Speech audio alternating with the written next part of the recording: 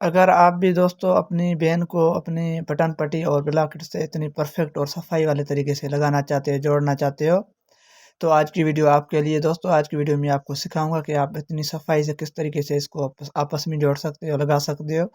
تو شروع کرتے ہیں دوستو، ویڈیو کے کسی بھی پارٹ کو اسکپ نہیں کرنا۔ تو سب سے پہلے تو آپ کے بٹن پٹی یا بلاکٹ کا جو کپڑا ہو وہ اتنا ہونا چاہیے، ہاف بوٹ سے تھوڑا سا زیادہ، یعنی فل بوٹ جتنا یہ کپڑا ہونا چاہیے آپ کا۔ اس کے بعد اس کو کچھ اس طریقے سے رکھنا ہے یہاں پر۔ ابھی تھوڑا سا میں آپ کو زوم کر کے چیک آؤٹ کرواتا ہوں۔